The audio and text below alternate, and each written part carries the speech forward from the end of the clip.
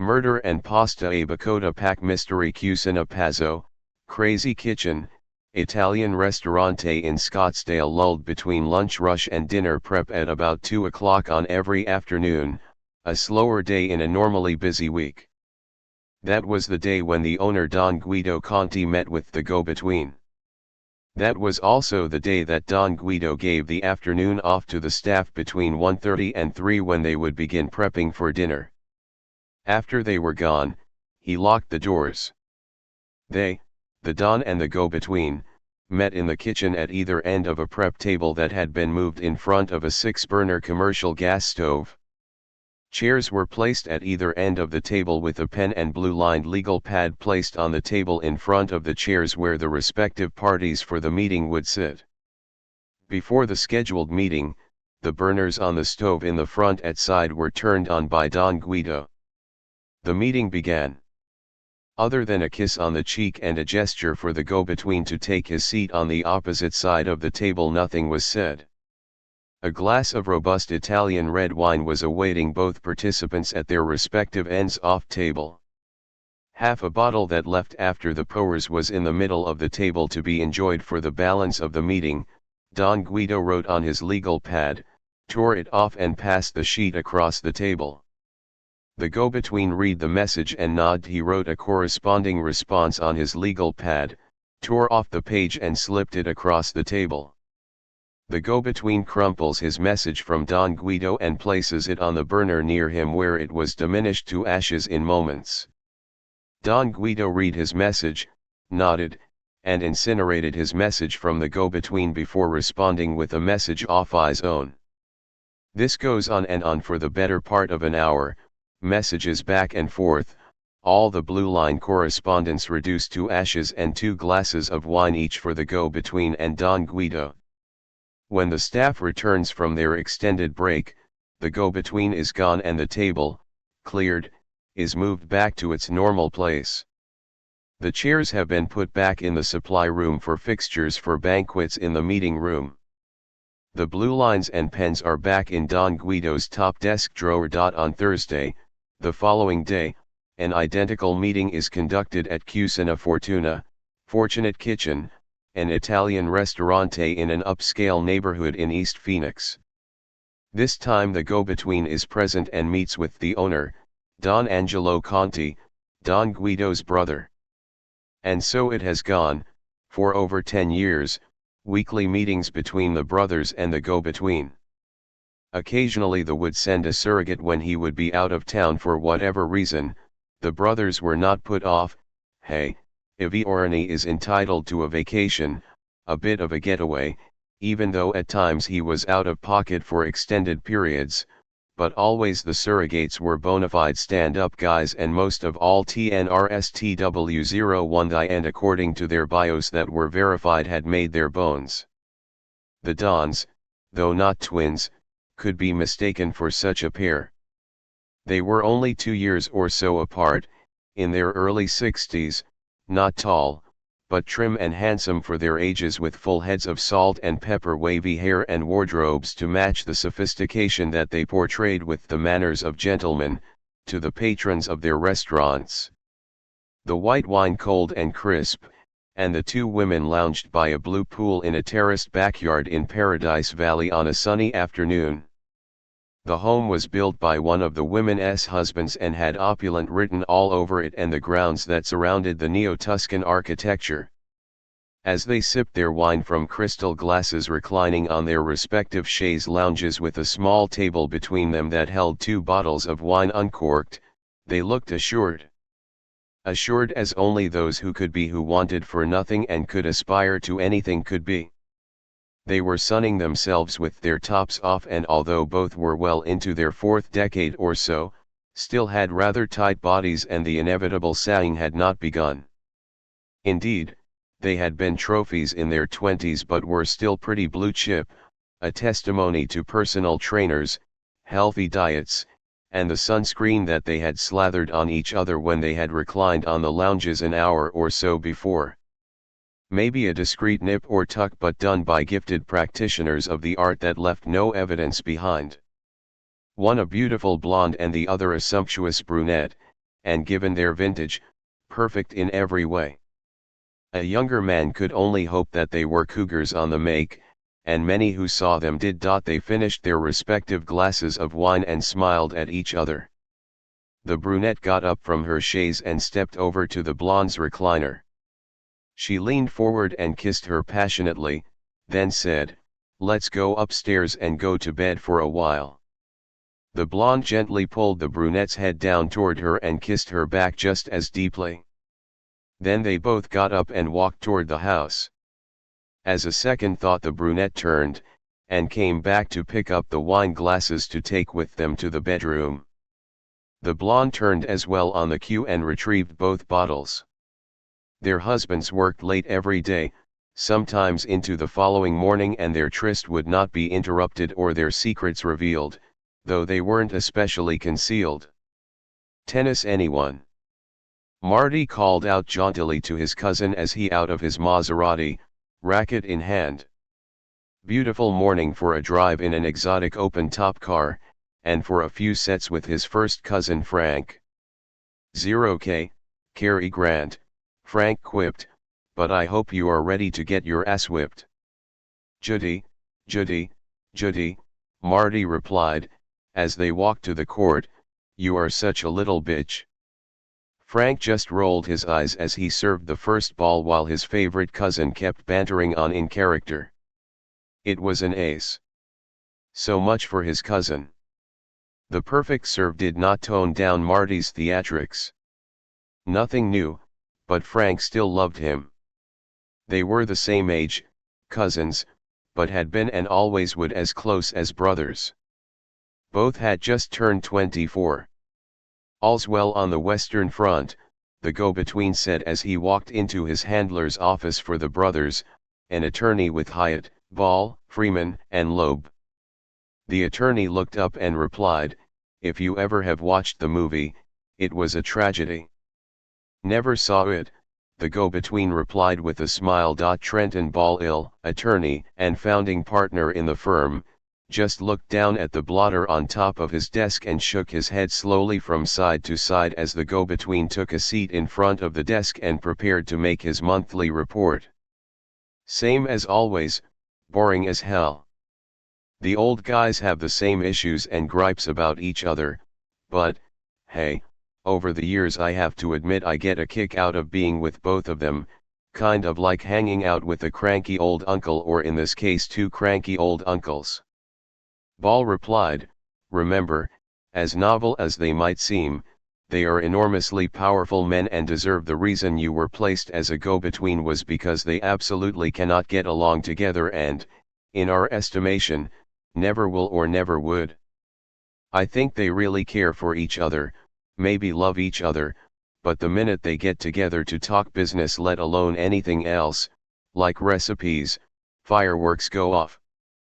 They almost jeopardized the entire operation before we mandated that an incendiary, would be a go-between and they would never have to be face-to-face, so, a couple of what they used to call mustache Pete's back in the neighborhoods, probably past their prime.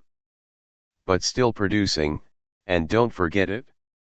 That is what counts for me, you, and the people that we work for.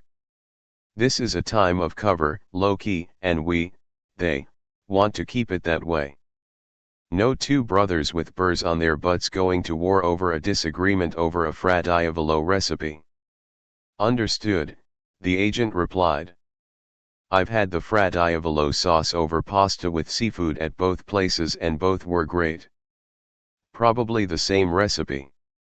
"That's your point, I get it. Their personal differences will never be resolved because they are so much alike." "Exactly, and that's why your role, as boring as you say it is so important. Maintain the status quo. Like I said, all's quiet on the Western Front." Attorney Ball nodded but knew that his job description was to keep it that way. Nobody, even his partners in the firm, knew that Ball was giving legal advice and counsel to the mob. His affiliation had been coerced almost a decade ago as the result of overwhelming gambling debts and an unfortunate incident involving an escort in Reno. where he had gone ostensibly on a business trip for his firm, but ended up with a woman in his suite who had taken or was given a hot shot of heroin after they had indulged in virtually every sex act imaginable, and he had fallen asleep after drinking a glass of wine that had obviously been spiked.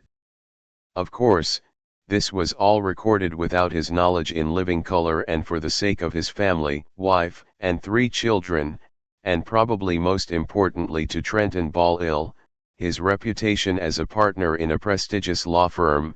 He agreed, after the woman's body was spirited away from his room, to act at the behest of the mob in everything up to and including setting up dummy corporations offshore for the purposes of laundering untold millions. He had grown numb to the threat of exposure after all these years and obviously had given up on finding a way out. Wickenburg is a town about 50 miles northwest from Phoenix. It is very western, even has one of the premier Western art museums in the country. Once the location of dude ranches back when they were a destination in the mid-20th century, now it has a population a shade over 6,000.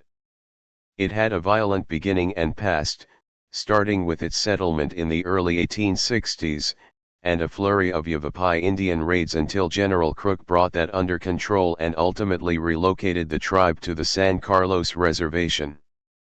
At one time it was even considered a possible capital of the Arizona Territorial Government.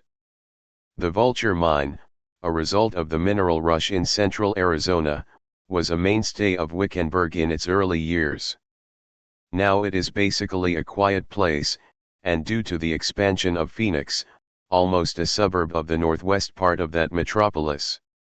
Indeed, many in Wickenburg commute to employment in the Valley of the Sunday. Wickenburg has a somewhat significantly higher population of women than men according to the census. One of them, somewhat over 60 years of age, lives in a trailer park on the edge of town and is on a telephone call to a close friend in similar circumstances living in Prescott. It's almost time. He told me it was almost time for us to get our due. The bastards have it coming, our time has come. We have leverage and it's time we use it, was the only reply. Right on, sister, right on. Chapter I was summoned back to a corporate front office for the outfit, one of those clandestine government organizations, on the East Coast to meet with my boss for an assignment. I never look forward to these meetings, not because I am not up for the challenge that he would present, but our relationship has always been, well, testy at best. To be honest, I think we both like getting under each other's skin, and this has been going on since we have worked together. He knows what buttons to push, and I usually know how to push back. I live in North Phoenix in an area known as Sunny Slope in a bungalow, not large by any means, built in the 1950s, but very comfortable for a single guy. It's on North Central Avenue at the base of North Mountain, which is part of an extensive park system in Phoenix with hiking trails and visitor centers. The area has become somewhat gentrified over the years, mostly because of the views, but has never really managed to get all that polished up. Lots of patina or rough edges to those who would describe it with a less sophisticated vocabulary. I find it vent comfortable in a funky sort of way. To my neighbors who see me come and go, they are led to believe that I work in international construction, which would account for my extended absences and sometimes my returning a bit worse for wear. In reality, I work for a court of last resort, an off-the-books federal organization whose only mandate is to take care of the business that can't be handled through regular channels, and obviously in a discreet manner. I've been doing this for a long time, am pretty good at it since I am still alive, and though approaching, or let's face it, actually in middle age, can't fathom doing anything else. I've had to dispatch to take care of business, but frankly it doesn't keep me up at night. It was simply what had to be done. I got over being concerned about that a long time ago. Perhaps I would be a perfect subject for a graduate thesis in deviant psychology, but I've long since resolved that concern. I'm simply good at what I do, am compensated well, and feel that I am providing a service when nothing else can rectify a situation. I have a woman in my life, well, most of the time. Bright, beautiful, and as independent as I am. We tried living together for a while, but it didn't work out. She is North Scottsdale and into designer everything, and I am Sunny Slope and jeans and a t-shirt or sweatshirt depending on the season, with sneakers or hiking boots to complete the look. I kind of gravitate to brew pubs, even a biker bar or two if the food is good, but do enjoy good healthy food as I cook for myself, and she to haute cuisine and will only resort to a microwave to heat something up that she brought home from a 5-star whatever the night before. I love her, but we are tolerantly on the outs. That condition comes and goes. We both are pretty stubborn.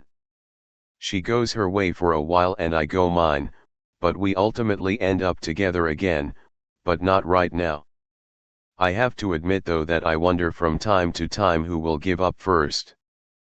Besides her I have few friends, except for a shrink who helped me get my head straight after a disastrous assignment that resulted in innocents being killed, Nell Tolley, and a detective on the Phoenix PD who I have from time to pull a few strings that needed pulling. Beyond them, I don't look for companionship, buddies, or the like. It's too hard to continue a charade about what I do, and frankly to my world we really don't have much in common. I'd rather just use my free time to read a good book, do some research on a subject that interests me, do some investing with a nest egg that I've accumulated over the years and grown quite successfully, or watch a really good vintage movie. Never got hooked on sports, can't see why you would time watching people do things that you can't do, and I don't gamble, so betting on games or whatever is of no interest. I'm content with that lifestyle, when I'm not on assignment, but since I was summoned all of that was about to be changed. I was seated in front of my boss's desk, waiting for him to honor me with his presence. Pan of the game, he would let me sit as long as he could. I had shifted, crossed legs from one position to another at least a dozen times. After about 30 minutes he finally came in the door. "Sorry I had to make you wait." "Not a surprise, I been to this rodeo before." "You cowboys from out west always using metaphors like that." "Been to a lot of rodeos, mostly here and with you." I guess this wasn't starting off as smoothly as I had planned it, but he just knew how to push the button. "Well, climb down off that bronco, pard, and let's get down to business." "That's what I came here for." "Well, Bakota L, assume that is the name you are still going by." "Never could figure that one out."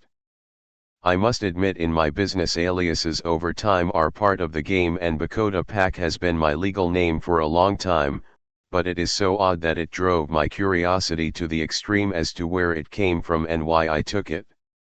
I enjoyed that and knew the story behind it, but would never tell him. He shook his head slowly, giving in a bit, and maybe to save time said, "Okay, I know you were a boxer back when, so let's stop spaining and talk about your assignment." I nodded. "Game over, until next time." "This one is right in your backyard, Phoenix, Paradise Valley, Scottsdale, and the valley in general." I wondered why I had to travel all the way back here to find that out. We both had secured phones, and anyway, I kept my mouth shut. There has been an organized crime family in Phoenix and the valley for a couple of generations. I interrupted, "You must be talking about the Kant." "Exactly," he replied. "Then you must know that we leave them alone." "Yes, even though the two brothers at the head of the family, or families as it evolved, can't stand each other, they maintain peace. They regulate the conflicts between the Latino gangs, indulge in some drug trafficking out of Mexico, loan sharking and prostitution mostly through strip clubs, etc., etc." "Correct." "Have to wonder, how do you know so much about them?" "I live in the neighborhood, I have my sources there too."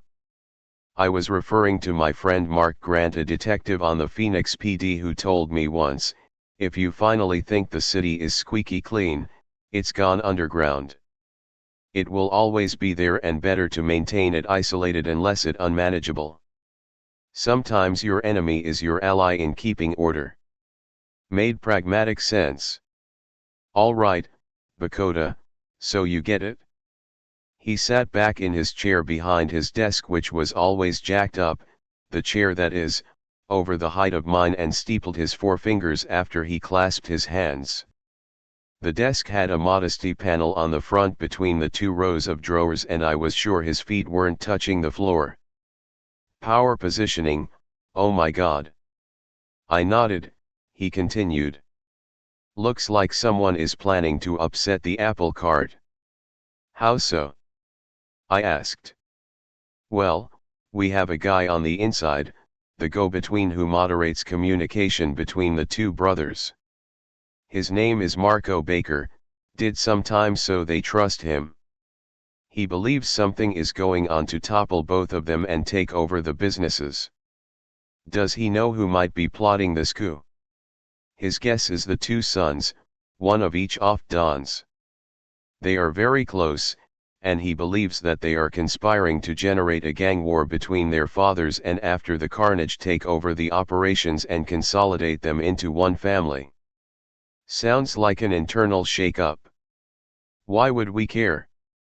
These are businesses, CEOs come and go for Christ's sake. But we don't have a relationship with the sons like we do the fathers. This is about stability. So, what do you want me to do about it? Take them both out if necessary. We'll insert you, and then you prevent the potential outcome after you take a close that was that. Meeting over. Chapter 2. I was back in Phoenix, after what I considered a rather pointless trip. This could have been handled more expeditiously, no waiting in his office, no quips and barbs, on and on, but that was the way our relationship was. I had to wonder, if he ever lived in my real world out in the field on assignment, if he would survive. My guess is, not for long, but then again, these guys in senior positions, as unassuming as they may seem, have backgrounds that literally set one back. It brought to mind the advisor when I was at ASU who recruited me when I was in pre-law. Ex-CIA and in infiltrating the Iron Curtain and bringing agents and operatives out. Looking at him, you would never have taken him for any more than a B-spec college professor. Even though he was in academia when he was my advisor, he told me in his office one day, "You never are out." He wasn't, and that's how I got into this business over 2 decades ago, and I've never been out of a clandestine code of last resort in the government that has an official name but is called the outfit among the few who know that it exists or work in and for it. Anyway, my next move was to meet with the mediator, the guy who was liaison or go-between between the two brothers, but actually for us. I understood that he wasn't particularly happy about the arrangement, me taking his place for a while, but that was about turf, I thought. He had a franchise and wasn't interested in having someone coming into his Terrat 01Y, but then again, he had no choice. I figured our meeting would be touchy at best. I had been given an alias and a background to fit the position. My new name was Tony Frontera, half Mexican and German. Did a little time for aggravated assault, as I had been a closer in loan sharking and 1100K a little beat up after doing my real job for the outfit for a while with the battle scars to prove it, so I pretty much fit the part, although the busted nose came from my boxing days. I was to meet with the liaison at Durant's on Central Avenue in Phoenix, a haunt for the movers and shakers and those who ran under the radar since the mid-20th century. Very appropriate. It's a steak and chop house, and I was buying dinner.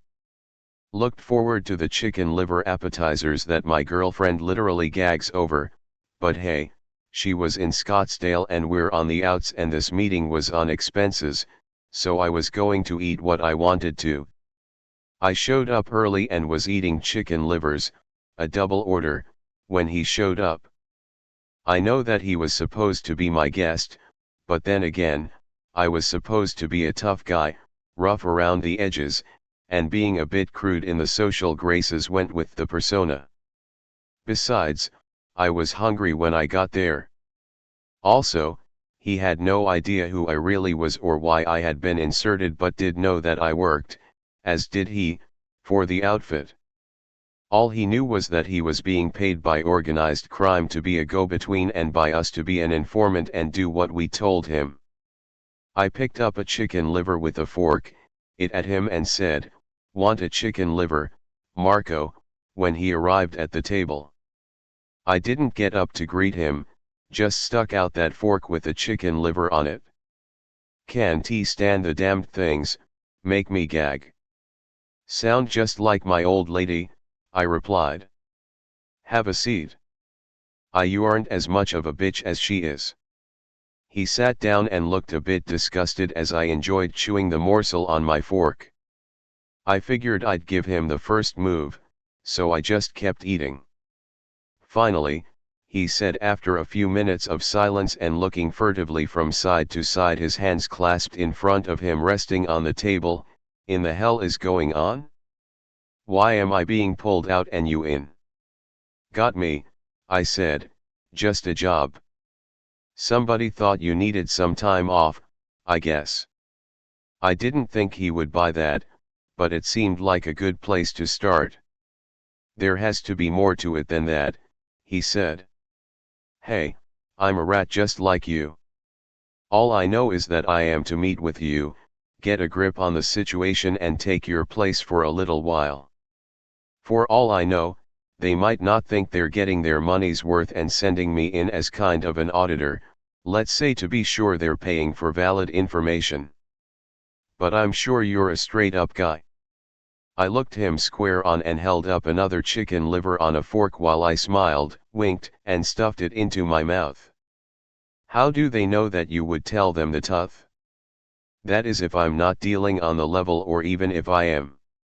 They pay me more than they pay you, buddy, and they're sitting on an outstanding warrant that they can exercise if I fuck up, so I'm highly motivated to do exactly what they tell me. Did time, don't want more of that medicine." I decided to change the subject after a pause after the last liver. I slid the plates aside, dabbed my mouth with my napkin and said, "Hey, why don't you order a drink, and we'll order some food? I was told I could turn in the tab on this, so let's spend some of the outfit's money. Just settle down and let's be friends, buddy." If I had any doubts before I met him, I knew that this guy would kill me given the chance. Maybe down the way I would give it to him if somebody didn't first. After the chicken liver goon was over, he ordered a drink and we ordered dinner, and he settled down a bit. After a few jacks and water over ice, he mellowed a lot, and I in character did too. After all, I needed this guy but had done the setup to give him the impression that he didn't mean a thing to me other than a vehicle to avoid that warrant and make some money. So, it was time to switch the approach and make him believe that we were going to be buddies. Over the next hour or so I empathized and cajoled a bit and tried to impress on him that we both were on the same page, just a couple of guys under the thumbs of an oblique mercenary agency that paid us well, didn't tell us too much, but expected us to do what we were told and held a hammer over our heads if we didn't. By the time I picked up the tab, he had agreed to set up a meet and a hand-off to the two brothers, telling them that he was going back home to bury his mother who had died suddenly and help his brother settle her affairs and would be gone for at least a month. He had explained to the brothers that we had both known each other in prison and I was a straight guy and could be trusted. He played his part as if he were reading off a script. I kept my mouth shut and stood off to the side. Both meetings went well. The Dons basically nodded and burned the legal pad sheets that all of this had been communicated on. I was in. Chapter 3. To stay in character, particularly since this assignment was in my own city, I had to relocate for the duration. My little place in Sunny Slope could be traced down rather easily to determine that I wasn't really Tony Frontera, and I wasn't naive enough to believe that the Dons or even Marco Baker wouldn't have me checked out. I rented a single-bedroom apartment on East Camelback Road, a mile or so from the Scottsdale city limits. Went to one of those rental places and secured a basic setup of furnishings for the entire place, a TV and a microwave. Bought a toss-away phone that couldn't be traced, and a mattress, pillow and sheets and pillowcases for my rent-a bed that would be left behind or donated to charity when I finished my assignment. A few bath towels and washcloths and a basic kitchen setup with pots, pans, food and beverage, and I was all set. I did this all before meeting with Marco or the Dons. The place wasn't flashy but not run down, since the address was on the trendy east side, well maintained and freshly updated, granite countertops no less. More than presentable would best it, and it was pretty comfortable. My apartment was on the second floor overlooking the pool, and as a lot of the residents were young and just coming up, I enjoyed some of the nubile eye candy that lounged around the pool. At my age, they could be my daughters, but I still looked out the window or from my terrace AC. I moved in and set up.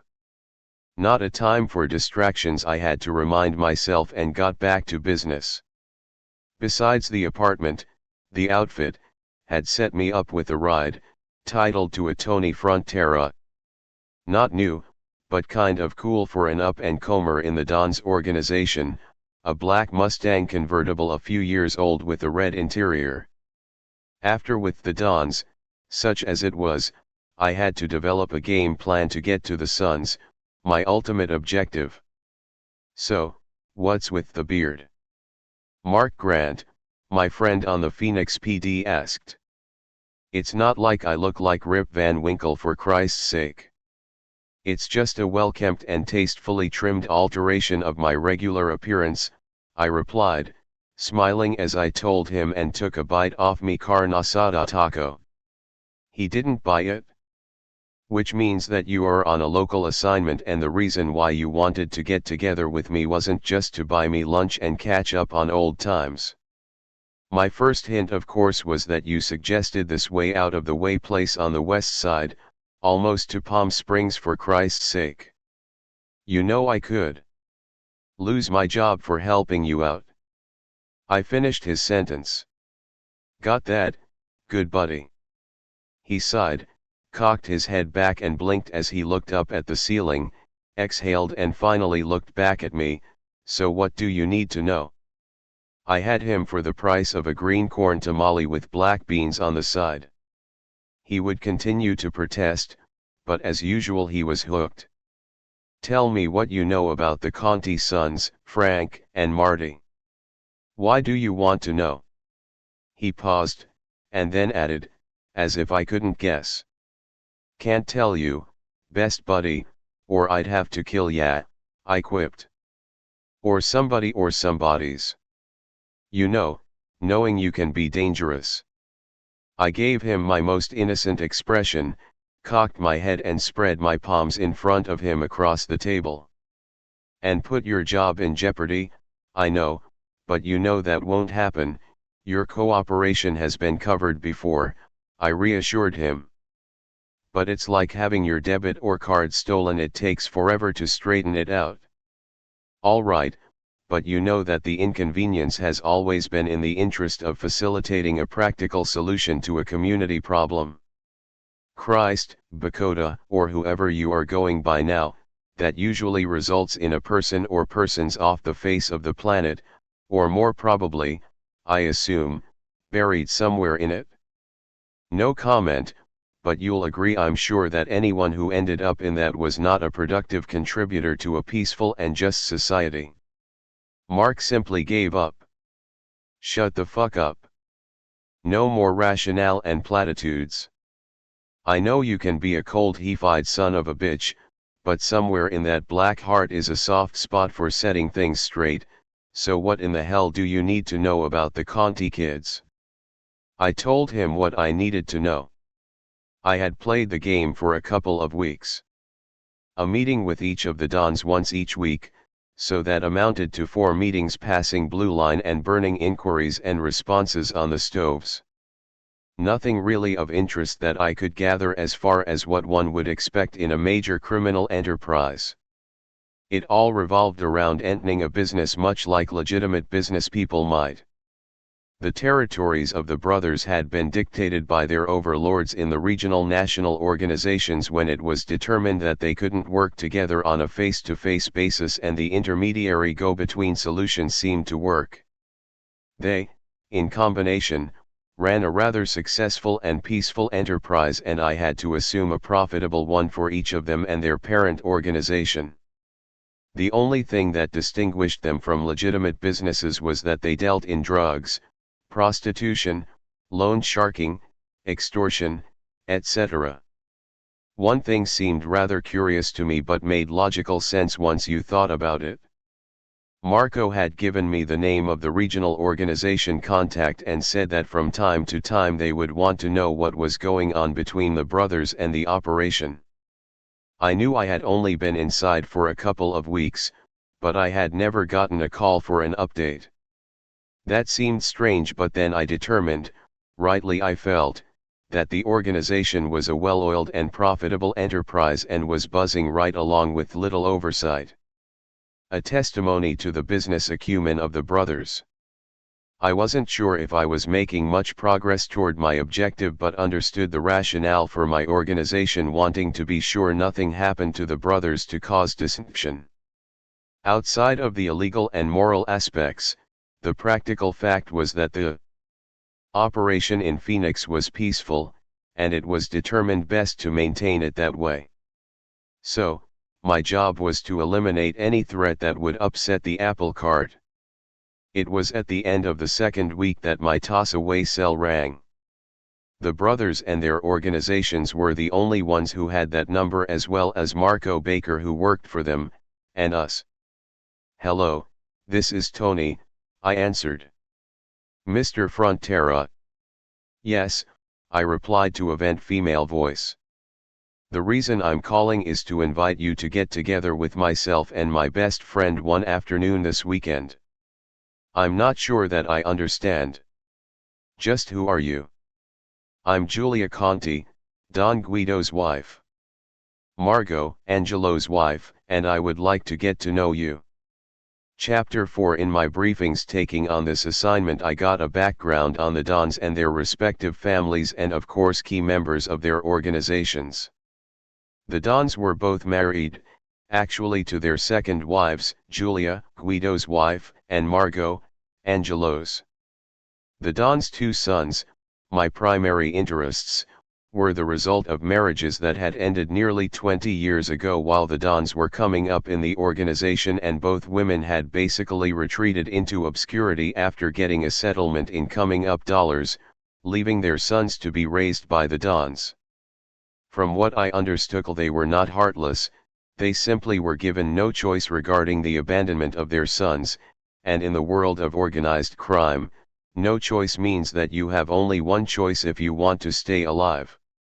Giulia and Margot, though, the second wives, were evidently the product of mutual midlife crises on the part of the dons. Both were considered prizes, only available to the wealthy and powerful, and by the time the dons snagged them both about a dozen years ago, both dons were indeed wealthy and powerful. By all appearances everyone got what they wanted, the dons, stunning women to be on their arm and occasionally to grace their restaurants, and the women enjoyed all the luxuries that the wives of the wealthy and powerful felt entitled to. It was of interest to me that all of this happened to the dons on parallel tracks even after they ceased to see each other.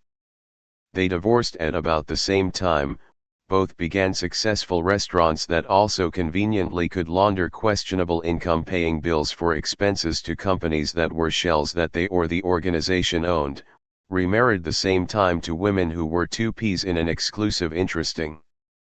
So, what did they, the current wives, want with me? I pondered that for a millisecond before accepting the invitation. I had to explore every avenue, and this could be one. Besides, I admit, I was curious, but at the same time something in my primitive survival brain reminded me that curiosity killed the cat. I was to meet Julia and her best friend at the poolside bar at the Valley Ho Hotel in Scottsdale on Saturday afternoon about 2. It was late October in Arizona and the summer heat had tempered, by our standards being in the low 90s, high 80s, so given the dry climate it would be comfortable. "How will I know you?" I asked to the beautiful and to be honest seductive voice on the phone. "Just come to the outdoor table with the most attractive blonde and brunette there. You won't miss us." "I'll TMST you on that, but I have to ask, what's this all about?" "Just routine," she replied, "just routine, and we'll explain on Saturday at 2. Don't be late. It's to keep two stunning ladies waiting, especially us."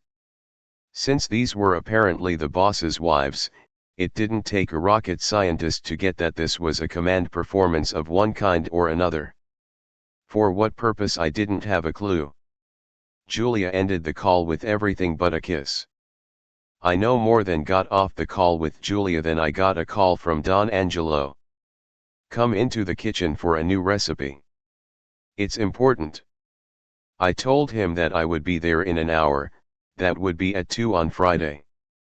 He said that would be OK and it would only take a few minutes and he would give the staff an extended break. I showed up. Same routine in front of the stove.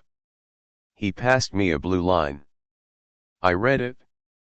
"Tell my brother that we have a rat. Rats need to be exterminated. They are bad for business." I nodded and burned the paper. He turned the burners off, and I left.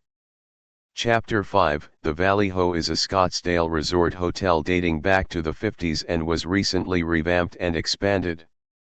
Within walking distance of the old town and its shops and galleries, it attracts an upscale audience who want to indulge in the beautiful weather in season and enjoy the convenience of a resort hotel in a world-class destination town. Scottsdale and adjacent Paradise Valley attract a lot of people to the valley and its share of folks who just want to live in their zip codes. They are nice enough places, but Scottsdale has its share of pretenders and pretense. From my briefing, the two Conti wives had plenty of pretense but were not pretenders. Thanks be to the Dons, they had the financial backing to be more than credible in a sometimes less than credible town. Both Dons' domiciles were within Paradise Valley, but all the good upscale shopping, spas, and restaurants were in Scottsdale, so that was where you usually could find their wives. Don Angelo's message via me to his brother regarding a rat was troubling and I had passed it along to Don Guido as advised. They had a rather large organization collectively and it could have referred to any number of individuals in their employ, or of course, Marco, who was indeed a rat since he was working for my organization and apparently spilling his guts out at our expense. Not that I particularly cared what happened to Marco except that he was an asset and was directly tied to me by virtue of his referral of me to fill his slot while he handled his mother's affairs after her passing. But, I wondered, if Marco were the rat, why would they give that information or speculation to me since Marco had to cover his slot while he was out of pocket? Didn't make sense. This was rattling around in my brain as I parked my car and made my way to the pool bar at the Valley Ho. "So, you're the new guy. I hope that you are as much fun as Marco." I was looking Margot in the eye as she winked, and yes, it was a beautiful eye and everything that it down to her perfectly pedicured toenails. She her glass, Julia, and I did as well. We all toasted and sipped a glass of sangria that was freshly poured from a pitcher on the table. Mine had been poured as I had taken my seat after arriving. I guess I am the new guy. As far as being as much fun as Marco, well, he never seemed to me very much fun, but then, I only know him in a professional sense. Well, time will tell.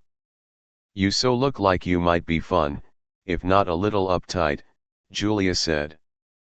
"Thanks for coming, by the way." Some guys might indeed feel a little uptight meeting with the boss's wives, so hope you get over that soon. I nodded and raised my glass of sangria toward her before taking a second sip. She was indeed as beautiful as Margot. Which was more attractive? A toss-up. So, what's this all about? I asked. You mean us asking to meet with us? Exactly. Well, way back when you were a kid, Julia said, no offense, but way back. When someone came into the neighborhood, they got a visit from the welcome wagon. Well, we're kind of our version of it. Margot added, we interview all of the new guys, anyway the ones that our invitations don't scare off. I nodded, then asked, WMY? There was silence for about a minute before Julia offered, well, we have always been attracted to bad boys, I mean, or rather that's why we married the Dons. All the new guys are, well, might be bad boys, or maybe just want people to think that they are. Yes, go on, I replied encouragingly, meanwhile stifling a smirk.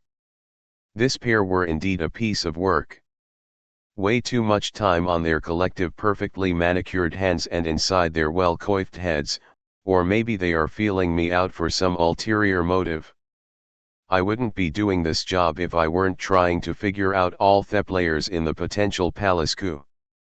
I had to remind myself as I watched this potential farce play out. Or maybe it wasn't. Well, we like to find out who is or isn't. You probably have passed the first test, or you wouldn't be anywhere near here, let alone in the state or the West Coast, maybe the country in general, Julia explained. The test? I asked, what is the first test? Julia looked at Margot and asked her, do you want to tell him or shall I? Go ahead, Margot replied. Julia nodded, then explained, by now one of the brothers has asked you to pass along a message to the other that there is a rat in the organization and the rat needed to be exterminated. Yes. I nodded. And what did you do? Margot asked. I did what I was told and passed the communication to the other brother. She answered, and that is why you are here with two beyond beautiful women and not somewhere passing through Frollo, Missouri cruising east to get the hell out of the valley and your life choices. I don't get it, I confessed. Let me explain, Julia said, then continued. Our husbands, the Dons, seem like an older generation organization pretty well set in Phoenix and the surrounding area, smooth running, under control, no drama. Working for a couple of old guys like them is just a piece of cake. No risk, and you are on the inside, a go-between from one brother to another. You get to play gangster, but in your hands are clean. I nodded and she continued. Then they lay the rat story on you and you realize that by passing along this information you could literally an accessory to murder, and if you really don't have the cojones to in this organization, for moral scruples or simply self-preservation, you split. So, you obviously there, and are, first bad boy test. More? I asked. Oh, every once in a while, they will come up with something just to be sure, Margot answered. They have sun #Ed in this world for more than 4 decades and have it running like a Swiss watch, and they only want the most dedicated people working for them and no pretenders. And we'll guarantee you, if it has to come down to it, those two old guys can and will be as tough as they have to be to maintain order and their organization.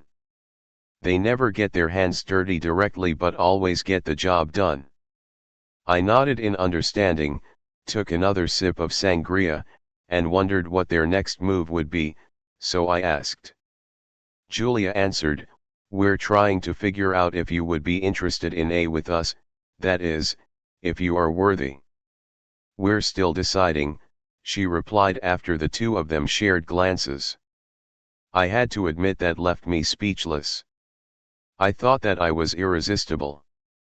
Well, things seemed to be going along swimmingly, and since I had no information about my potential targets, the Suns, except that Mark Grant had said they were squeaky clean, I decided to change the subject with my quite literally new bosom buddies. The Dons both have sons, I ventured. So, Julia replied. Lots of people do. It to you. The mood had abruptly changed. Just curious. I like to know everything about the organization that I work for. Off limits. Margot said and raised a warning index finger, wagging it from side to side. They have nothing to do with their father's business interests, and best you keep your nose out of anything to do with them. Okay, sorry, I replied, looking appropriately chastised. You know, you ask a lot of questions for a go-between, Julia said. Just remember, curiosity killed the cat, almost said meow, but thought better of it. Chapter 6. I left the Valley Ho about or so and drove back to my place. Rather than mull over the meeting, I decided to let it in my brain for a while and wait for an aha moment. 5 came and no aha as I watched a rerun of Magnum PL. I wondered if he was ever considered for a menage a trois including 2 beautiful women. 7 o'clock, still no aha as I poured a glass of a decent chard and decided to whip up some linguine with clam sauce for dinner about 8. I like to eat late. I make a pretty good clam sauce with capers and chopped spinach, good olive oil and a little white wine.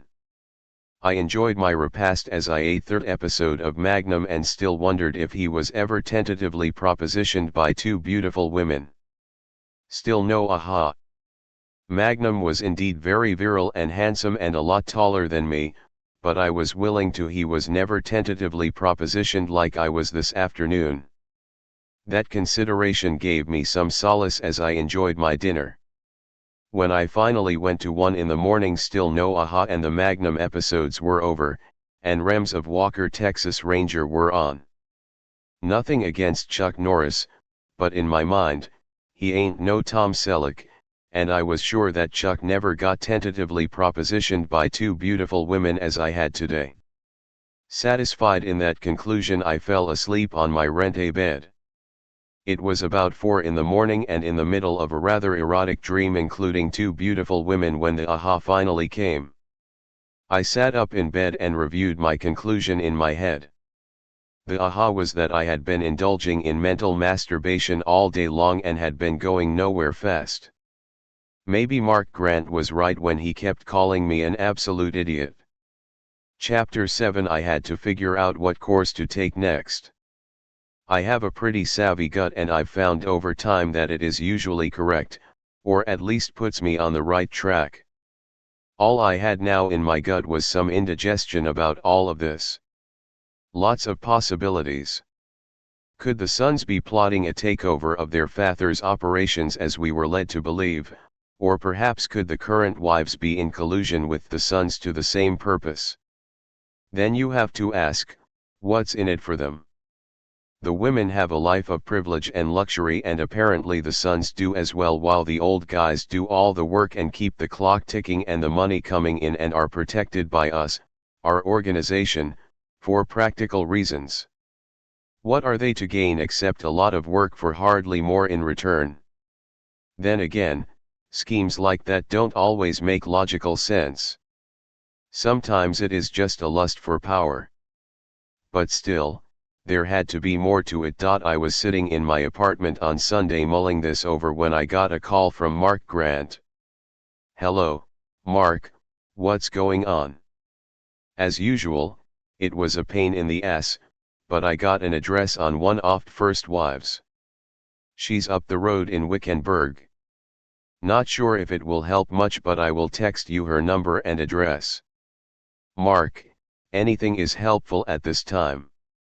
I keep running into logical walls, nothing seems to make sense, so a little more input might.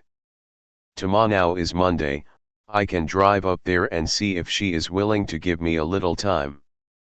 I'll keep you out of it. You know I could lose my job. I completed his sentence. Right, he replied. And you owe me big time, a decent dinner and not at one of those beer joints on Cave Creek Road that you like to frequent. 0K, Mark, you pick the place, we'll spiff up after this is all over and dinner in a place of your choice is on me. I'm counting on it. I think this will make about 3 that you owe me for past favors. We'll catch up, I assured him. I would drive to Wickenburg on Monday and come back for my meeting with Don Guido on Wednesday. I had no idea what to expect. I tossed around how I was going to approach this. Finally, I decided that I would be as honest as I could be under the circumstances. The woman in Wickenburg was named Gloria de Ceci. She had been married to Don Guido Conti and took her maiden name back after the having done some selling during my lifetime. When I would take a stab at doing something outside the outfit, I thought I would take a chance and tell her that Don Guido knew that she had concems. Well, doesn't he everyone? I would tell her that I work with the Dons and meet with them on a weekly basis and would pass along any concerns that Gloria might have. A shot in the dark, but what the hell? I knocked on the door of a rather dated but well-maintained double-wide house trailer in a presentable complex. Inside a picket fence that surrounded the side with a large, covered porch was an eye of flowers and rose bushes, very nicely pruned and maintained. Gloria de Ceci answered the door, a 60-plus woman but well coiffed in a rather understated way. Yes, she said, what can I do for you? I told her that I worked for her ex-husband and was a go-between for conducting business the brothers and Don Guido had about how she was doing. She didn't pull any punches as she opened the screen door and pointed to the couch. I sat down. She said, I'd be doing a lot better if I had that $1 million that he was going to pay me had been transferred into my account like promised, and Teresa, Angelo's ex, would too, so I could move into a decent real house without wheels. A stern woman who spoke her mind and, I would guess, not a pushover. I responded, trying to probe deftly. There must be a delay for a legitimate reason. I'm sure your ex-husband wants you to comfortable. That dickwaddle, she replied, the only time I get anything out of him is when I tell him that unless he up, I'll tell anyone who cares where all the bodies are buried. Of course, the ones that care are the local cops, the state police, and the feds. Teresa hasn't seen her deposit either, she said again. Then she added, I have to wonder, don't you go-betweens talk to each other when you take over for each other? Oh, we do, but I have to confess unless I write down notes, I tend to forget details. I actually thought that Teresa was in Flagstaff. I was a boxer back in my early career and maybe got a few gray cells scrambled. Well, don't take it personally, you are a nice guy and all, maybe a little mixed up, but the guy we were dealing with setting this up was on top of everything and sharp as a tack. He's pretty good, old. Marco Baker, she completed my sentence. Then she said, maybe you really took too many punches and should get your head checked out. I agreed and told her I would get a status on the payments and get back to her and Teresa. I didn't have to go to the trouble, they were both dead within a week. Cigarettes, both women smoked, Mark Grant told me over dinner at the Phoenix City Grill. Both in the same trailer, fell asleep watching TV, couch started first then the whole place lit up. Cheap couches burn, the fabric, you know, and the foam stuffing, and trailer homes, they go up easy and burn hot. Both old gals got completely toasted. He smiled and resumed eating his Caesar salad before his entree was to be delivered. You believe this was an accident? He finished chewing and wiped his lips with his napkin. No more than you do. They were set up to be in the same place at the same time. Whoever did it, knew how to use fire to obliterate evidence. He resumed eating his salad. Accelerant, any indication of arson? Still investigating, but nothing apparent. The couch caught fire, they were both on it and the place turned into an oven in literally minutes. Smoke probably got them first. Basically, a metal building, contained area, and kind of like those stories about people being immolated in their lounge chairs. Quirky, but it happens. So, given that, you really don't believe it was an accident. Do you believe in the Easter Bunny? Mark continued to consume his salad. Chapter 8. A month into this. At our direction, Marco had communicated to the Dons that taking care of his mother's affairs was taking longer than originally anticipated and he wouldn't be back for at least 3 or 4 weeks. Giving me more time. I had to admit I hadn't made a lot of progress. I still had not made any connection with the Sons. All I knew was that Mark had told me that they had no apparent connections with the activities of their father's operations, and the Dons' current wives had warned me off regarding even bringing up the subject. Don't get me wrong, my briefing packet had given me plenty of information about the two cousins, including their addresses, but I had no idea if they had anything to do with the potential of disrupting the operations of the Dons and taking over. And at every turn, a name kept turning up, our own personal rat, Marco Baker. Curious, the guy really got around. My phone rang. It was Margot, 3 weeks or so after our meeting. Surprised to hear from you, I said. What's up? Well, we made a decision. Really? Yes, you are worthy. I blushed. As flattered as I was with their decision and as tempting as their proposition was, there was no way I could accommodate them. It didn't have anything to do with morality. God knows I've crossed over sexual moral lines in the past. Getting involved with those two could foul up the job, especially if the Dons found out. Assuming Marco was messing around, I was surprised he was getting away with it, but that was immaterial for the moment. So, I had developed a strategy since our first meeting just to deal with this in case it did happen. After all, what woman or pair of women could resist me? But in this situation my male animal charm would not be an asset, even though the proposition was inevitable. I let her continue. We thought you might like to come over to the house, maybe take a swim, enjoy some libation, then enjoy us. How does that sound? Sounds interesting, but I am interested in some other things that would be in your house. There was a pause, then, what exactly? Your closet. You are a very smart dresser. I'll bet there are a few things in there that would fit me perfectly. Silence for a moment again, then, are you telling me that you are cute? I finished it for her, as a $3 bill. Honey. While this was all going on, Marco was ensconced in our hideaway Hilton, as we called it, in Sedona. One of the many safe houses that we have around hither and yon. Not bad digs.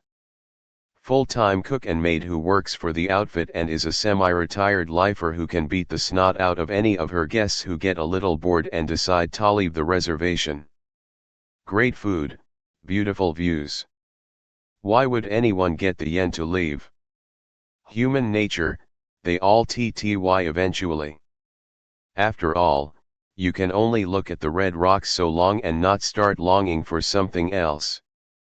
Besides, there isn't anything on TV that you haven't seen before, let alone the movie channels. Marco made his break somewhat over a week ago and the cook's jeep. He was only gone overnight and came back the next morning. He apologized and said he just had to get out, had gone down to Prescott and hung out at the bars on Whiskey Row, then rented a room at a Quality Inn. The cook, the odometer, he had put a couple of 100 miles on it. Don Guido passed me a note on blue line across the table. He was expressionless, giving nothing away regarding the content of what he had written. It slid across the table, making a bit of a scuffing sound. I read it. Find out who killed Gloria and Teresa and take them out. Make it bad and take your time. We want it that way. So much for the harmless old men. I nodded and jotted a note on my blue line, passed it over. Will be done. The gas burners consumed the evidence as they always had. Enter Tagger, also known occasionally by his given name, Devin Freehold Johnson, but rarely. He was included as a byline in my briefing folio. Basically, a gopher and driver for the wives on their excursions to spas, shopping, and whatever. He piloted a big Mercedes appropriate for the circumstances. Minor scuffs with the legal system. Defacing public property as a juvenile, nothing much after that, but his juvenile records beyond petty stuff were sealed.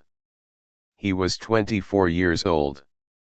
In my estimation, hardly worth a notice, except that the wives seemed awfully attached to him, but then again, they seemed to be attached to any male with an ego and the proper appendage. I'd seen him tending their car during our meeting at Valley Ho, wiping it down a bit, leaning on the fender, looking like a driver, a proper one, dressed in black with that cap with the little black brim. After our meeting they had offered me a ride back to my place and told me how wonderful Tagger was, but I declined as I had driven my own vehicle. I got the impression that they had made the gesture just so they could laud Tagger. After all, I had to get to the meeting somehow in the first place and I must have driven. I don't Uber. I didn't have any opinion about Tagger, only wondered why they did. Since I seemed to be spinning my wheels, might be worth getting to know. Chapter 9. Of course my boss had gotten in touch with me to see what was going on and I didn't have a lot to report, at least regarding progress on my original assignment. What in the billy hell have you been doing? He asked. It was simple, eliminate a threat to the brothers. Our intelligence indicated that was the sons. I think that we might be on the wrong track, I replied, but I'm not sure what the right track is. Bakota, it seemed like a simple assignment, one that you can handle or should be able to based on your past performance. Your mission was to make the sons disappear, in your usual, unobtrusive way. I know, but you aren't the only one who wants to know if I've taken out the sons. A pause, then, Mo. Your guest at the Hideaway Hilton. Marco. One and the same. I figured he was your source who put you and me onto the sons as a potential threat to the stability of the Don's organization. He called me a few days ago on the secure phone and wanted to know when I was going to whack the sons. Seems kind of anxious. This whole deal is wacky. In fact, from what I have been able to determine, the only members of the cast who are squeaky clean are the sons. My boss, usually critiquing me to no end, took a turn that I hadn't expected, saying, "Forget your original orders and figure it out. But protect the Dons. They are an asset. No matter what they might have done. No matter what they have done." That was the day before my car blew up. I 50 feet away when the black Mustang with the red interior turned into a fireball worthy of FX in an action movie. Even from that far away the conclusion knocked me on my ass, set my ears ringing, and the fireball rolled over the parking lot because of a breeze wafting in my direction, singeing my eyebrows and beard. What saved my bacon? The outfit and the fact that the Mustang was equipped with a remote stanner that I had been thoroughly briefed on and instructed to start the car well before I got into it and let it run for at least a minute, specifically to escape a situation like this. Letting it run as instructed was because some explosive devices are set on a delay to be sure that the driver is comfortably situated, probably backing out of their parking spot before being blown to smithereens. "You really pissed someone off," Mark Grant told me the next day. "Tell me about it." He looked at me, almost incredulous. You've got to be kidding. You ever hear about playing with fire and getting burned? Got a point, I agreed, nibbing my forehead where my eyebrows used to be. Any ideas? He acted like he was considering for a minute, rubbing his chin and turning his head a bit, which was only art and positioning. Only thing I have an idea about is the same idea I've had since I've known you, that you are an absolute idiot. I keep my black suit dry cleaned and pressed for your funeral, that is if there is anything left of you to bury. Will you deliver the eulogy? No, because I couldn't think of anything nice to say about you other than, as I said, you are, or were, an absolute idiot. I'll write the spake, highlighting my contributions to society, sense of fair play and of course, virility. Shut up and buy me one of those lunches that you owe me. I did. We talked about football, not my favorite subject but real guys talk about it, and I am a real guy. Over lunch, other than talking football, Mark said that the parking lot where my car was parked had a few video cameras and they were being checked.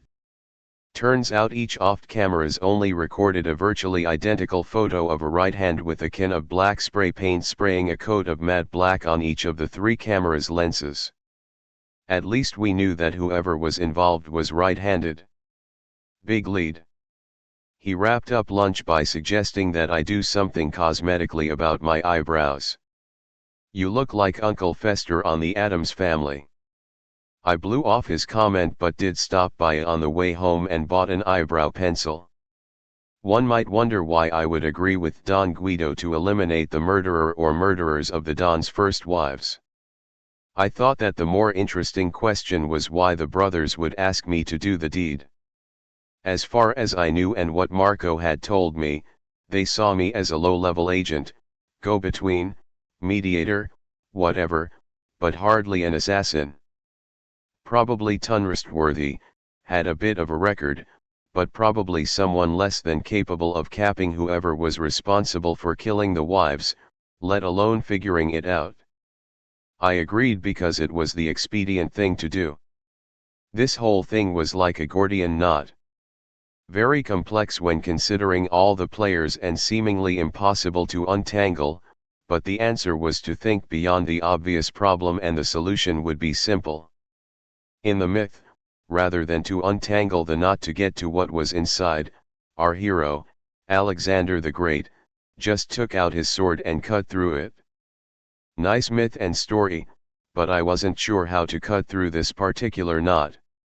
And finally, maybe the brothers made the directive as a test for me, which brought something in high probability to light.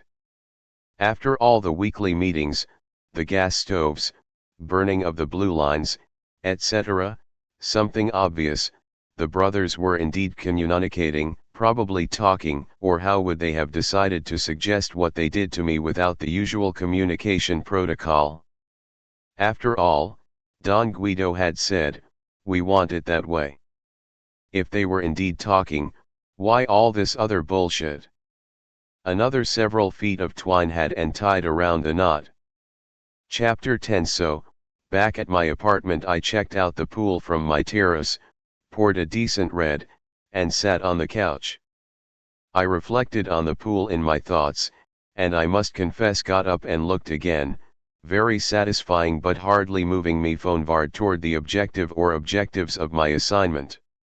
Other than protecting the Don's turf, I wasn't quite sure what they were.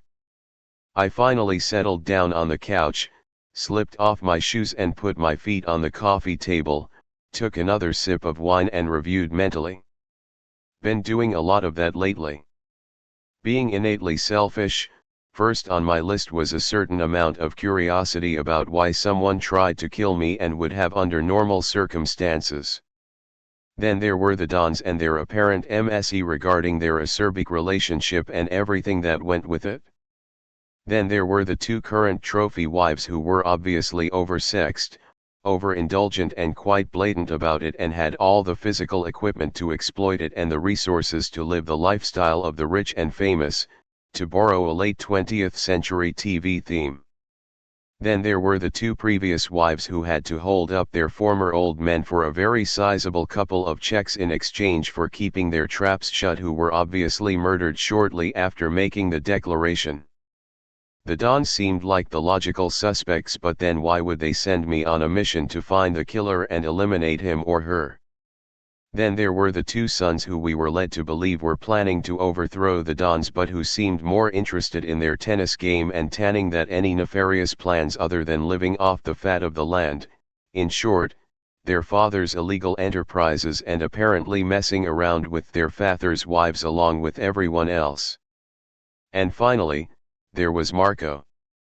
He put us, the outfit, onto this in the first place, focusing on the sons. I hate to be trite, but he is a rat and nobody trusts a rat. Unless he really had concerns, why did he get this whole apple cart rolling, and why were the current wives so interested in him because he was fun? And he managed to disappear from the safe house swiping a Jeep, but returning the next day after spending the night in Prescott according to him. Finally, there was Tagger. Apparently, a low-level gopher, but the current wives loved him, but then again, they loved everyone but me, I assume because I told them I was gay. What a pity, but the job comes first. I had been briefed on other players, but they pretty much out of this loop. There were other people in the organization, some bag men, enforcers, a banker who we were sure was helping to launder money, an attorney who made sure the brothers appeared squeaky clean from a legal standpoint, but there didn't seem to be any motives there. All were well paid and didn't to harbor any grudges or were motivated to upset the gravy train.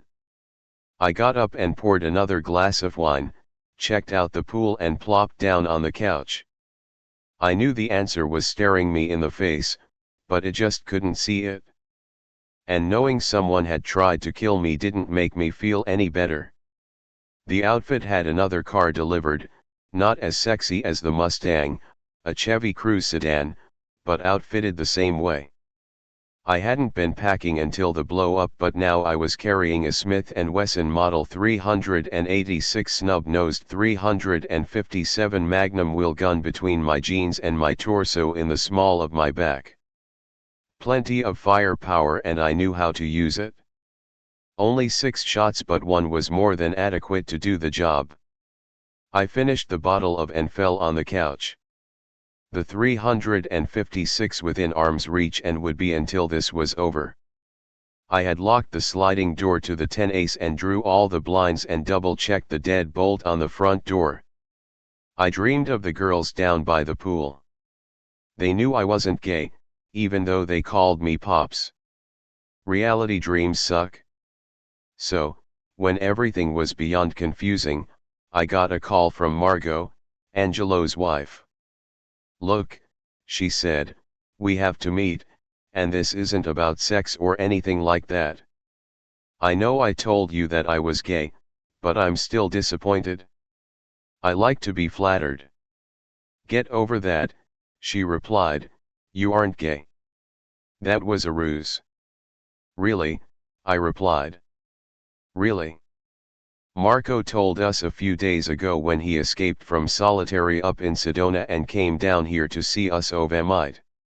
So, what did Marco tell you about me? I'll fill you in on that when we get together." "Why do we need to?" "Someone wants to kill me, and I think you can protect me." "Can't say now, but I think he tried to blow you up." "You know about that?" "Doesn't everyone?" she replied. "Thought the explosion was pretty subtle." "Made the news." "Nice little Mustang you had." "What do you think about a Chevy CMZE4 boring?" "You don't seem very upset, Margot, for someone, who according to you, has somebody out to kill you." "That's why I called you. I need a hero and I think you are qualified." We set up a time and place for a meeting Tuesday, the next afternoon. We completed the call and I wondered what in the hell was going on. That was nothing new based on the quagmire this assignment had been, and that Marco might have blown my cover. I decided over the next hour that I had to go to Sedona and wring his ratty neck and make it back in time for my Wednesday with Don Guido, after finding how much damage Marco had done to my cover.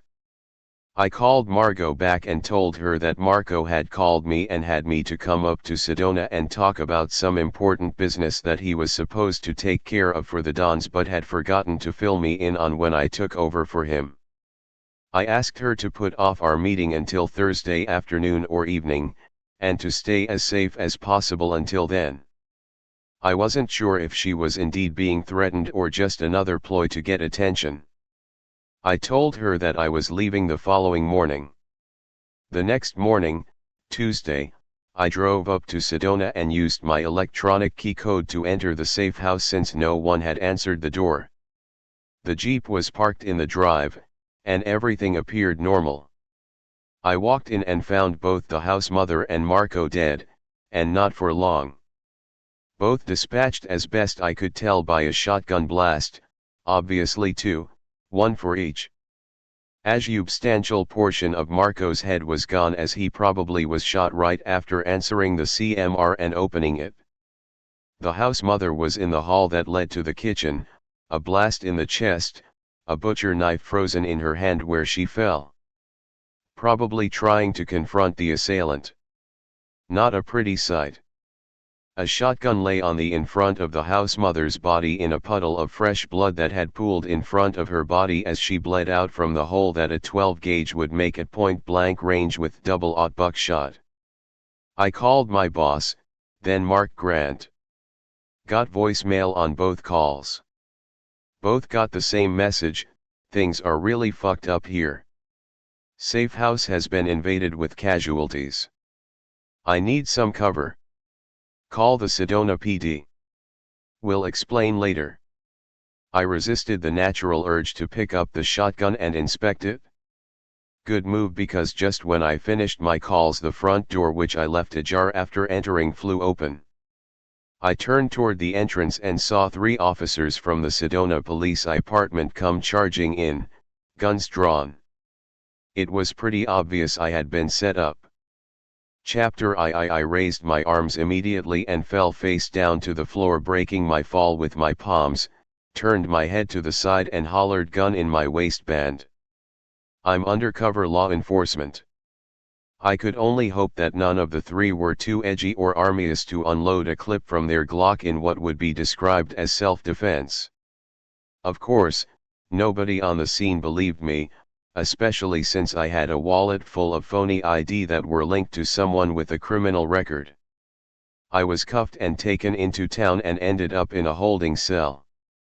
I could only hope that the return phone calls would come in, but there were no guarantees, so I lay down on the stainless steel platform attached to the wall that served as a seat and bed and started thinking. Who knew I was coming up here? Only one, Margot. How did whoever murdered Marco and the house mother know that I was on my way and had taken the time to do the murders just prior to my arrival? Unknown. How did they know when I arrived? Simple, someone had installed a transponder on my car was the most logical conclusion, and tracked me from the time I left the parking lot at my apartment complex where the cameras were probably still painted over. What motive would the wives or Margot singularly have for murdering Marco and setting me up for the fall? Undetermined. It's funny how people deal with stress. Some people freak out, some people habitually scream, cry, some sit and shake rocking forward and backward and mumble, and others like me just fall asleep. Several hours later I was awake and Frontera, the chief wants to talk with you. I anticipated an interview eventually, even kid gloves clutched around a roll of dimes and rubber hoses. Hey, I watch a lot of film noir movies. A bright light in my face would be an added touch. But then again, we were in Sedona, world famous for vortexes and crystals and other cosmic karma. Maybe the chief is a follower of the Dalai Lama. I could only hope. I didn't end up in an interview room with the table and chairs bolted to the floor. I was escorted to the chief's office. "All right, Frontera, who are you really and who do you work for?" Sincerely I answered, "I can't tell you. It will compromise a federal operation. All I can say is that I probably set up for this by someone in a criminal organization that I was infiltrating. Why would someone kill two at A and breakfast in Sedona anyway? I'll tell you this much, it is not a bed and breakfast, it is a safe house for a federal organization, and obviously after this will be shut down.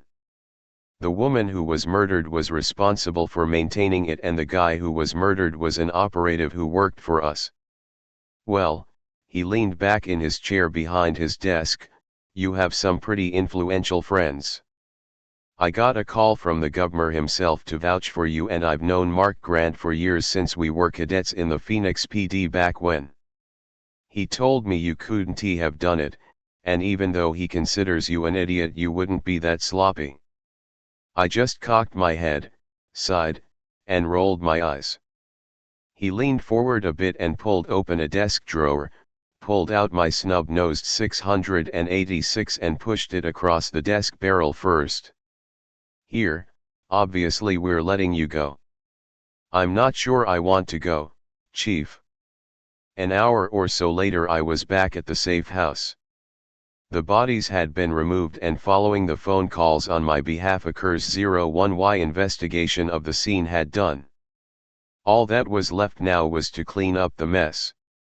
I had explained to the chief that as far as it went, I wanted to appear to have been taken in and remained in custody until I could sort this out, at least for a day or two. Whoever was behind this would be off if I simply walked away from a setup like this. I would go back to the safe house and stay there. I asked them to impound the Chevy Cruze and take it to a storage facility that they normally use for impounds and check it out for a transponder. I had the Jeep if I needed it, and anyone checking the location of the Chevy by a issue of a transponder would assume that I was in jail and it had been impounded from the scene. He agreed. The safe house was equipped with cameras, 4 of them outside, and 5 inside. The outside ones had been spray painted over just like the ones at the apartments. Whoever did this came from the tree-lined perimeter and knocked out the cameras before ringing the doorbell and committing the murders. All the inside cameras had been disabled, obviously before the murders, as they recorded nothing dated after 9 in the morning of the murders, which happened just after noon. Marco must have disabled them for a reason or reasons unknown. It was getting late in the evening when I finally returned, so I pulled out rags, a mop and bucket, and began cleaning up. Obviously, I would have to miss my meeting with Don Guido the next day. The chief had agreed that afternoon to call Cusina Pazzo and inform them that I had given him their establishment as my of employment and that I was being held in Sedona regarding possible involvement in a crime. He said that they were being called just to verify my identity and place of employment. After cleaning up the mess, I checked out the kitchen, and since the outfit pampered its guests, I enjoyed a meal and a couple of glasses of wine, turned the lights out and went to bed. Tomorrow would be another day. The 686 was on the night table in easy reach. Before I fell asleep, I knew 2 things for sure. Marco deactivated the interior cameras, and whoever committed the murders knew Marco, and vice versa, or Marco would have never had opened that front door. In all the chaos of the last day, I had forgotten about meeting with Margot until I had met with the chief. She might have set me up, or possibly was a pawn in this thing. I had used my one phone call from jail, actually from the chief's office, to call her and tell her I was being held as a material witness to a couple of murders that I stumbled upon. A ruse, but I was interested in her response. "Sweetie," she said, "Don Angelo will get you out. I'll talk to him, and I'll bet he gets ball right on it. You didn't kill anyone, did you?" "Of course not, I just walked into the scene at the wrong time and got busted." How naive could she be? Even if I did murder them, the last place I would admit it was on a phone in the police department. Talk to the Don, food here is tenable. But what about your concerns about your most important thing now is that you get back here to protect me, and I can thank you in my own special way for your services. Whatever they may be. Oh Christ, I thought, do they ever give up? After a few more moments I terminated the call telling her that my time was up. Ball, as I recalled from my briefing, was the brother's attorney. I had told the chief to expect a call from him. Chapter 12 Ball definitely on the ball. Next morning, I got a call from the chief on my secure phone. Ball had called and inquired regarding my status. The chief had told him that I was being held as a material witness and would probably released within 24 hours following another interview or two and a statement. He had told him that there was no substantial evidence that I had committed a crime, simply in the wrong place at the time. He said Ball seemed satisfied with the explanation and that was that. I thanked the chief for his cooperation, finished the call and tried to determine what my next move would be when I returned to Phoenix the next day. The chief arranged to have my Chevinsa delivered that afternoon to the now unsafe safe house, and he also told me when he called that he had his people go over the entire car, every inch of it, and they could not locate a transponder. So much for that theory. I still had to wonder if Marco had blown my cover on his cover trip down to Phoenix to play footsie with Julia and Margot. Chapter 13 Early the next day, Thursday, after I was technically released from custody, I upped the safe house and drove back down to Phoenix. I arrived back 10 o'clock, just a 100-mile drive. The next move to figure this out was obvious: talk to someone who likes to talk and might know something, ergo, Margot, besides trying to discern if she was indeed in danger. I called her from my apartment to tell her that I was back and said we needed to get together finally to discuss her concerns. I hope I know for what, she said. We can consider that, and I know what you mean, but first I'm trying to figure a few things out, including who has been making you feel that your life is at risk. 0K, but you are taking all oft fun out of your welcome home. No sense debating. I just said to come over that evening about 8 and we would have a few glasses of wine and talk things over. I would hope that nobody who knows the real me would get me wrong. I enjoy the company of women, especially professional ones who have made their success on the merit of their qualifications and not on their backs. Many I have had the pleasure of working for and with during my career. My ex for the moment fit exactly into that category: self-made, self-assured, and as a bonus, beautiful. We simply had a difference of opinion about lifestyles that we preferred and were taking one of our occasional time-outs. She was currently on her own and so was I. To be honest, the more I was around Margot and Julia, the more I thought about the woman who had been in my life. The Don's wives were like a throwback to Hugh Hefner's mansion of the 1970s, or again, a stereotype, what every reader of Playboy thought those women were like then, and maybe what the wives thought they were as well. Then, they were what they were, and I had to get somewhere with this, even if it were to save my own skin, so I would play along with Margot. Even if I wanted to do right in terms of what might be considered morals, on a practical basis, having sex with one of your boss's wives whose husbands were hooked up with the mob could have extreme negative consequences if it was found out, and these women talked about everything to everyone. So, anyway, I overthinking it? I went to the grocery store, bought some crackers, a good cheese, and a bottle or two of rather high-end red. Went home and sliced up the cheese and laid it out on a plate with the crackers. Polished a couple of glasses from my house that I had brought along when I relocated and prepared myself for fact-finding and toting to tastefully avoid seduction. Of course, there were the brothers. I had missed the meetings that week and obviously they knew why as far as the cover story went, but I was summoned to an early Friday afternoon meeting with Don Guido and a later with Don Angelo. Margot announced, and I was a bit surprised.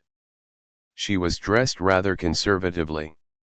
Still beautiful, and a bit beyond that but not at all that she had portrayed during our earlier meetings and telephone conversations. I poured a couple of glasses of wine and brought out the cheese and crackers. We were seated comfortably on either end of the couch, and I raised my glass. "Thanks for coming," I said. She raised hers. "My pleasure," she replied, "a good beginning. Look, I hope you can understand that I am somewhat confused.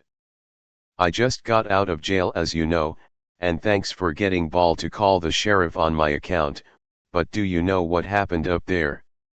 "No, just what you told me when you called from jail." I lied. "I got a call from Marco, and he asked me to come up to the B&B where he was staying for a while after he had taken care of his mother's burial. Said he just needed time to himself but needed to talk to me about some business that the brothers had asked him to take care of. Since I was filling in for him, I figured that I had better go like I told you before I left. Long story short, I got there and he and the woman who ran the place had been murdered. The cops showed up and figured I had done it and I spent 2 days in the cooler before I finally was cleared." "Marco," she said, her voice breaking, "dead?" "Yes," I replied, "and that's why I wanted to talk you about the concerns that you have about your safety.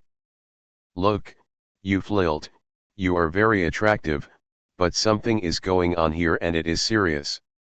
I hope you understand that I can get very distracted by your invitations to indulge, but right now I'm very distracted for my safety and for yours and I don't know what in the hell is going on." She sat her glass down on the coffee table and said again, "Marco, dead?" I nodded. "And you are afraid for me?" I nodded. A tear came to her eye, she wiped it away with the back of her hand, then leaned over the couch and softly kissed me on the cheek. "Yes, I am," I reaffirmed. It was the first genuine emotion I had witnessed that this woman had expressed since I first had met her. I got up and got a tissue from a box in the bedroom and brought it back and gave it to her. "Now let's talk about this," I suggested. She both of her eyes and nodded. Chapter 14. She composed herself and looked extremely vulnerable for the moment as she had but moments before. "I'm sorry," she said, "I don't usually fall apart." A few tears, I said, "There's nothing wrong with that. For some people that may be true, but it's not the image I want to project." She daubed her eyes again.